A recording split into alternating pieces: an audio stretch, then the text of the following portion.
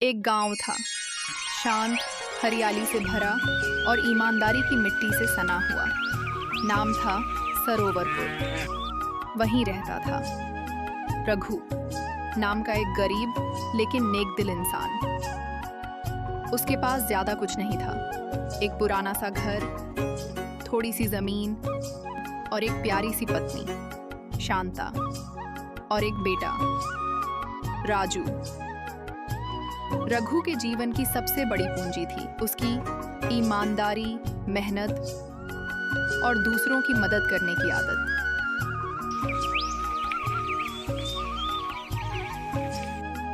वह सुबह जल्दी उठता, खेतों में काम करता और अपने हिस्से की फसल से पहले गरीबों का पेट भरता, फिर अपने परिवार का। गांव के लोग उससे कहते, रघु, जमाना बदल गया है, अब नेकी करने वाले भूखे मरते हैं। नेकी तो बीज है, फल देर से आता है पर आता जरूर है।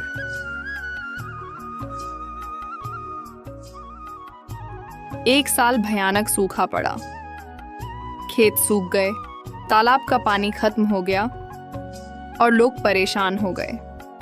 उस समय गांव में एक अमीर जमींदार बंसीलाल लोगों की मजबूरी का फायदा उठाने लगा।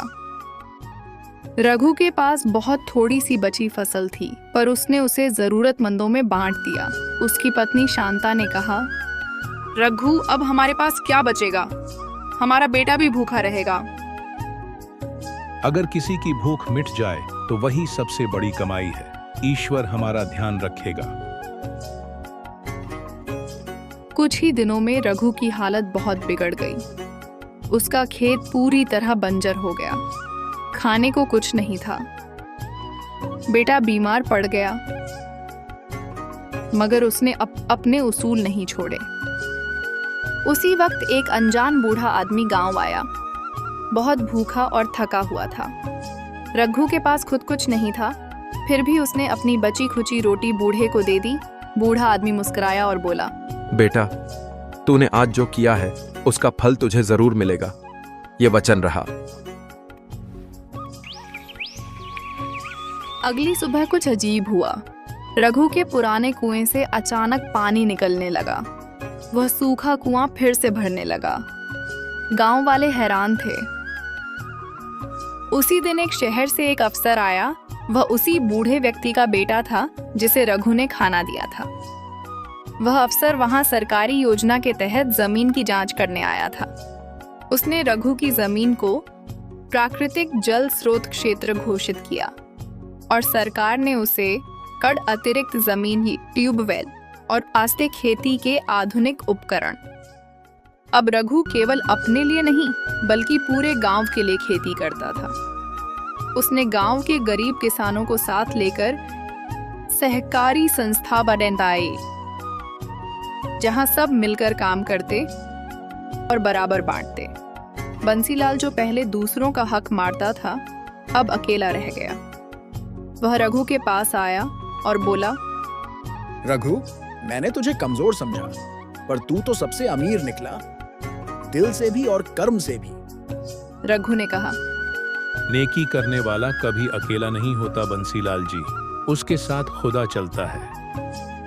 कुछ सालों में सरोवरपुर गांव पूरे जिले में मिसाल बन गया। वहां कोई भूखा नहीं सोता था, कोई झगड़ा नहीं होता था।